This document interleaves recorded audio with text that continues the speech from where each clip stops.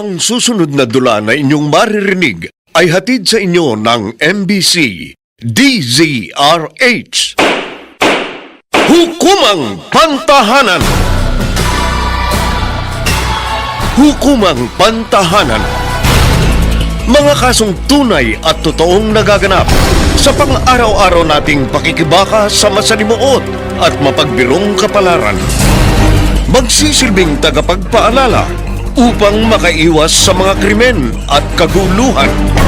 Tatayong bantayog na magpapatatag sa kalooban ng bawat nilalang. Hukumang Pantahanan!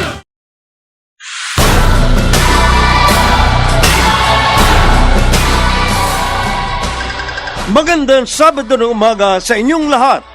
Ngayong araw, hahatiran namin kayo ng isang naibang dula na inaasahan naming makapagbibigay sa inyo ng impormasyon at kaukulang kaalaman pagdating sa mga nababasa ninyo sa pahayagan, naririnig sa radyo at napapanood sa telebisyon. Mga usaping dapat lamang magkaroon ng tamang gabay, katulad ng usaping pagbawi ng tunay na pamilya sa property na ibinigay sa kabit o concubine. Dito sa Hukumang Pantahanan! Salamat sa treat ha, Kuya Edgar. Nabusog ako. Wala yun. Kuya, napansin ko, malungkot ka kanina pa. Bakit, may problema ba? Nag-away kami ni Nancy kanina sa bahay. Ay, ganun ba? Kaya pala hindi kayo sabay pumasok ni Ma'am Nancy. Tatapat na kita, Sandra. Madalas kami nag-aaway ni Nancy. Minsan, nagkakasakitan na kaming dalawa. Ay, hindi sa nakikialam ako, Kuya Edgar ha. Pero, ano ba yung pinagtatalunan ninyo? Marami. Pera, selos, ganun. Baka naman pinagseselosan ako na asawa mo ha. Oo, ikaw nga. Ha? Ganon? O edi ipaliwanag mo sa kanya na maayos na magkaibigan lang tayo. Hindi siya nakikinig sa akin. Gusto niya siya lang ang palaging tama. Bukod sa nai-insecure sa akin dahil mas mataas ang posisyon ko sa kanya. Alam mo na, she worked hard for that promotion pero napunta sa akin ang lahat. Bakit naman siya may insecure sa'yo? Asawa ka naman niya. Dapat nga maging masaya siya sa'yo Ewan ko ba? Pakiramdam ko, talagang hindi niya ako mahal. Ikaw, mahal mo pa rin ang asawa mo. Bakit hindi ka makasagot? Ayoko nang pag-usapan si Nancy. Ikaw, Sandra. Ha? Napapansin ko na hanggang ngayon, wala ka pa ring love life. Ay, kuya. May aaminin ako sa'yo. May mahal ako. Kaso ang problema, pag-aari na siya ng iba. Kung alam lang ng taong yun, kung gaano ako nasasaktan, sa tuwing nakikita ko siya nasasaktan din. Pero, kahit na ganun, patuloy ko pa rin siya mamahalin ng walang hinihintay na kapalit. Drama, no, kuya? Sino ba yung mahal mo? Basta. Mas mabuti pa, huwag mo nang malaman. Bakit? Ako ba yung tinutukoy mo? Nancy, okay ka lang ba? No. Oh, bakit na naman? May problema ka ba? Tell me. Napapansin ko, madalas kayo magkasama ni Sandra. Bakit ba masyado kayong close na dalawa? Hindi ba't naikwento ko na naman sa iyong dahilan na dati kaming magkaibigan nung nasa bahay ampunan pa kaming pareho? Pero kasi iba yung nakikita ko sa inyong dalawa Pati ba naman si Sandra, pagsasilosan mo? Nancy naman, lahat na lang yata ng babaeng lumalapit sa akin, pinag-iisipan mo ng masama. Talagang hindi ko maiwasang mag-isip ng masama, lalo na't may history ka ng... History ng ano? Isusumbat mo na naman sa akin yung pagkakamali ko dati? Akala ko ba nagkapatawaran na tayo? Mukha kasing bumabalik na naman yung dati mong ugali. Please, Nancy, tama na. Huwag mong pag-isipan ng masama si Sandra. Siguro nga, kaibigan lang ang tingin mo kay Sandra. Pero ang babaeng yon? Sigurado ka bang kaibigan lang ang tingin niya sa'yo? Oy, Edgar, babae din ako. Alam ko kung ang isang babae may gusto sa isang lalaki. Stop it! Okay? Okay! Titigil na ako. Pero ayoko nang makita pa kayong magkasama ng babaeng yon. Ano ba, Edgar? Bakit bigla ka nagpreno? Alam mo, punong-puno na ako sa'yo, Nancy. Kung totoong wala nga kayong relasyon ng babaeng yon, iiwasan mo na siya. Ilang beses ko bang dapat sabihin sa'yo na wala kaming relasyon? Wala! Siguraduhin mo lang Kasi kung hindi, tinitiyak ko sa'yo, magkakagulo tayong dalawa. Tandaan mo yan!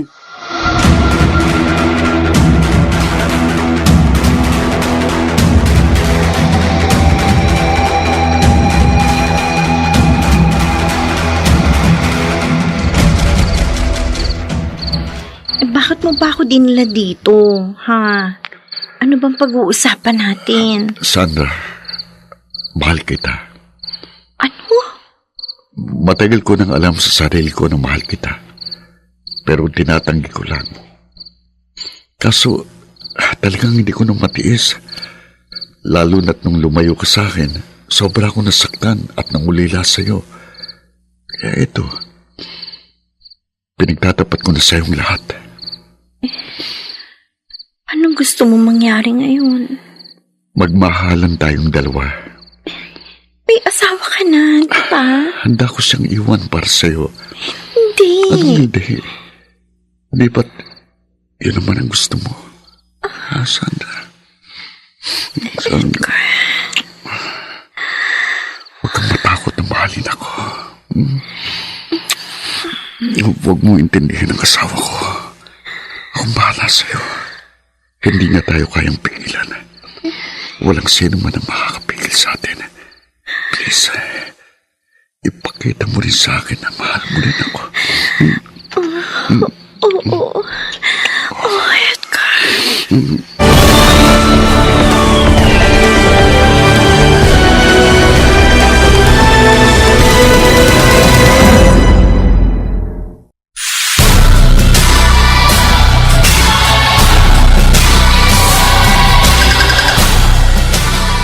Balikan natin ang dulang Hukumang Pantahanan!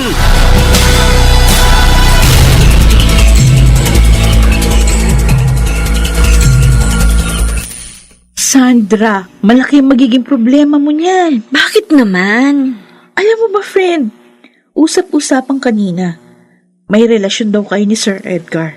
At hindi mo na pwedeng itanggi kasi si Sir Edgar mismo nagsabi. Ano? Alam mo ba nagtalo sila ni Ma'am Nancy sa opisina kanina? Sabi ng mga nakarinig, umamin daw si Sir Edgar na mahal ka raw niya. Umiiyak pa nga si Ma'am Nancy paglabas niya ng opisina eh. Ano? Magsabi ka ng totoo. May relasyon kayo ng boss natin? Oo, Frida. May relasyon nga kami ni Edgar. Katunayan, magwawalong buwan na kami. Naku, sinasabi ko sa'yo, Sandra, tagilid ka ngayon. Hindi mo kilala si Ma'am Nancy. Mapaghiganting tao yun. Mabait siya, pero kapag tinuklaw mo siya, hindi lang tuklaw igaganti sa'yo nun. Lalamunin ka ng buong buo. Nag-resign na ako sa trabaho, Edgar, para makaiwas na ako sa gulo ng asawa mo. Nakipaghiwalay na ako kanina sa asawa ko. Ha? Talaga? Oo. Ikaw kasi gusto kong makasama, Sandra. Gusto ko sanang magsimula tayong muli. Hindi man tayo maikakasal kasi kasal pa rin ako kay Nancy. Pero gusto kong mamuhay tayo bilang mag-asawa. Kung ganun, magli-live-in na tayong dalawa. Pumapayag ka ba na makasama ako habang buhay? Oo naman. Umapayag ako, Edgar. And I'm looking forward na magsimula ng bagong buhay. Kasama ka.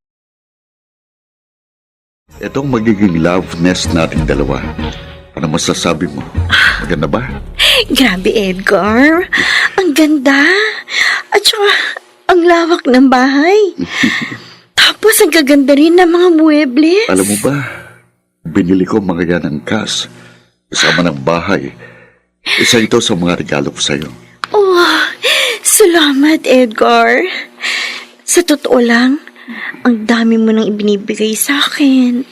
Kotse, luxury bags, mga alahas kung ano-ano pa. Binigyan mo rin ng bahay si Tatay Ompong na siyang nagpalaki sa atin dun sa bahay ampunan. Sa totoo lang, alam mo, kulang pang mga ito sa kasiyang dulot mo sa buhay ko. Dahil sa'yo, kaya ako nagsusumikap sa buhay. At wala akong hinangad na iba kundi ang makasama ka sa aking tagumpay. Napakaswerte ko talaga kasi nakilala kita at minahal mo ko.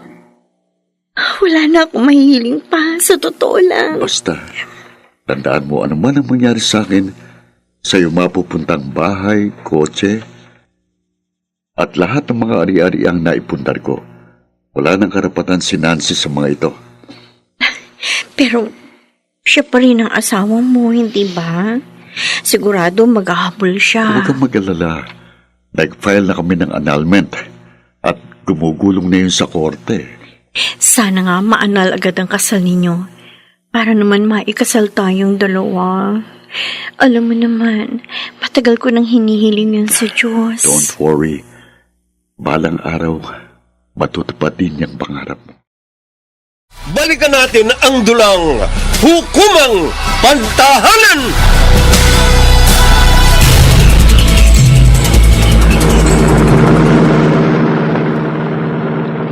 Edgar, may maganda akong balita sa'yo. Buntis ako. Ha? Talaga, Sandra? Oo, kakagamit ko nga lang ng pregnancy test kit at nag-positive ako. O siya, sige na, ipapaba ko na to. Baka mahuli ka pa ng kotongero traffic enforcers kasi may kausap ko sa phone habang nagmamaneho. Huwag kang mag-alala. Naka-Bluetooth ako. Sige na, mahal ko. Pag uwi mo, mag-celebrate tayo. Okay. I love you, Edgar. I love you too. Bye. Bye. Ay, Sandra. Talagang ang swerte-swerte ko sa'yo. Ako na sigurong pinakamasayang lalaki sa mundo. Oh, baka si Sandra ang Ako, si Nancy ang tumatawag. Nasagot. Ano ito? Siko! Nawala ng preno ko, Siko! Mapapangga ako!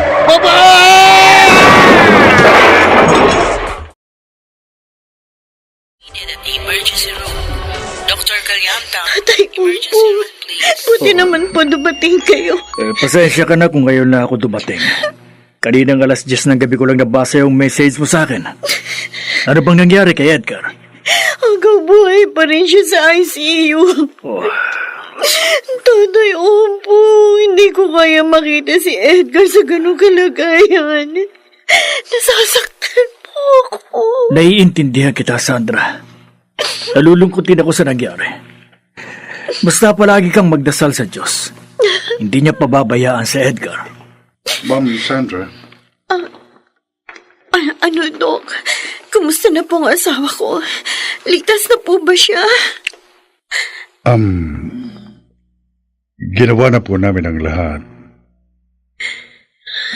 Pero, hindi na po niya nakayanan. Anong ibig niyo sabihin? Wala na si Edgar? Yes, ma'am. He was declared dead just a few minutes ago. I'm sorry. Nakikiramay po ako.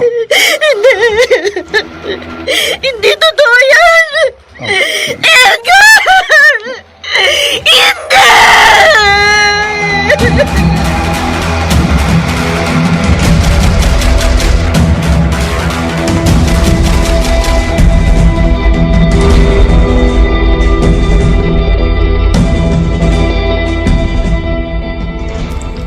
Sayang, Tatay Ompong.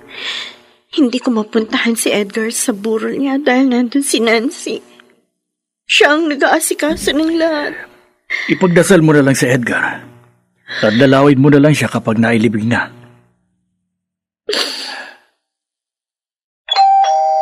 May tao. Ako nang magbubukas. Nasaan si Sandra? Sandra, may bisita ka. Halika, pumasok ka. Nancy? Anong ginagawa mo dito? Nandito ako para bawiin sa'yo ang titulo ng lupa't bahay na ito. Alam ko kasi nakapangalan nito kay Edgar. Bakit mo naman kukunin ang titulo? Dahil patay na ang asawa ko. Ako lang ang may karapatan sa lahat ng mga naiwan niyang ari-arian. Kasama na tong bahay at kotse na nasa garahe. Sa akin ibinigay ito ni Edgar. Kaya hindi mo pwedeng kunin ito sa akin. Ako ang legal na asawa ni Edgar.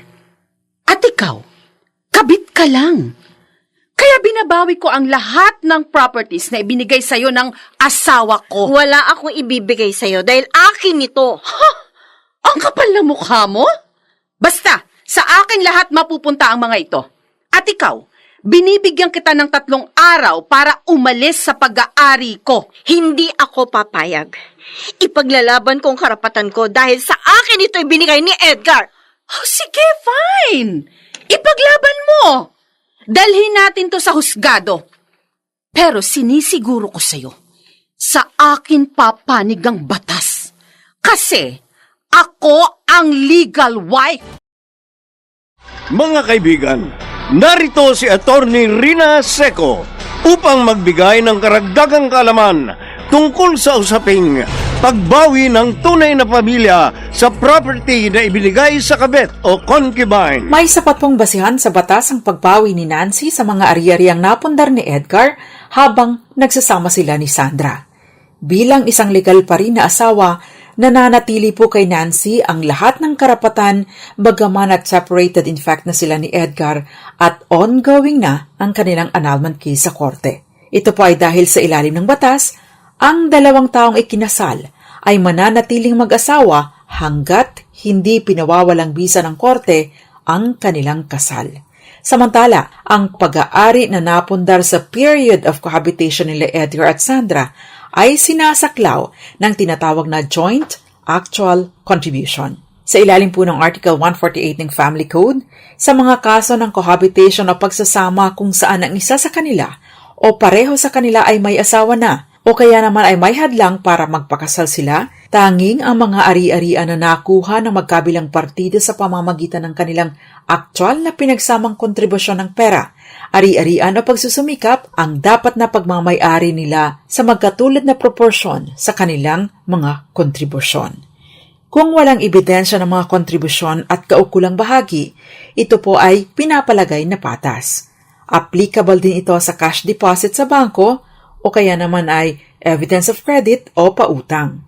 Kung ang isa sa kanila ay kasal sa iba, ang kanyang parte sa co-ownership ay dapat na mapunta sa absolute community o conjugal partnership nila ng kanyang legal na asawa. Halimbawa naman na ang isang partido na hindi naman validly married sa iba ay in bad faith. Ang kanya pong share ay mapu-forfeit sa mga anak at kung walang anak, mapupunta ito sa innocent party. Kaya naman going back to our featured story, may karapatan po si Nancy na habulin ang mga ari-ariang napunta kay Sandra, except of course, hindi po kasama dito ang anumang ari-ari ang nabili ni Sandra gamit ang sarili nitong pera at ang kaukulang kita o earnings nito in proportion sa kanyang kontribusyon kung meron man. Kailangan po maituro ni Nancy ang mga ari-ari ang nabili ni Edgar at magbigay ng kaukulang ebidensya dito. On the part of Sandra, kailangan niyang mapatunayan ang kanyang naging ambag, lalo pa nga't higit na malaki ang kinikita ni Edgar maliban pa sa kanyang paghinto sa trabaho nang magsimula na silang magsama ni Edgar. Gayunman, dahil magkakaanak na po sina Sandra at Edgar, ang anak po nila ay may karapatan sa mana katumbas sa kalahati ng estate ni Edgar dahil wala namang anak si Edgar kay Nancy. Sa Article 998 ng Civil Code, kung ang namatay ay nag-iwan ng asawa at illegitimate child, 50-50 po ang sharing sa estate ng legal na asawa at illegitimate child ng namatay. Obligasyon po ni Sandra na i-inventaryo at i-liquidate ang community assets at isettle ang estate ni Edgar within 1 year mula sa pagkamatay nito. Kung hindi niya isisettle ang estate, dapat po na masustentuhan ang anak ni Edgar kay Sandra mula sa estate ni Edgar hanggat hindi na ibibigay ang bahagi ng mana ng bata. Samantala, si Sandra po ang mangangasiwa ng share sa mana ng kanyang anak hanggat hindi pa ito tumutungtong sa tamang edad. At yan po ang hukumang pagtahanan natin ngayong umaga. Ako po ang panyera ng bayan, Attorney Rina Seco. At muli ninyo akong maririnig at mapapanood din para sa iba't ibang usaping legal sa programang Dos Compañeras, Mondays to Fridays, 6:30 hanggang 7:30 ng gabi, dito lang po sa DZRH, DZRH News Television, at iba't ibang social media platforms ng DZRH. Happy weekend po sa inyong lahat. Maraming salamat, Atty. Rina Seco, sa pagbibigay ng karagdagang kaalaman tungkol sa mga batas na pinaiiral sa ating bansa. Mga nagsiganap: Chiquit del Carmen Amor, Phil Cruz, Jenaline de la Cruz, Maynard Landicho Jr., Rosana Villegas at Bobby Cruz. Naglapat ng tunog Jerry Mutia, sa musika ni Buboy Salonga. Supervisyong technical ni Bong Muyar at Eric Lucero. Creative consultant Bobby Cruz. Isinulat para sa radyo ni Krishna Senga. At sa direksyon ng inyong lingkod, Lionel Benjamin. Hukumang Pantahanan!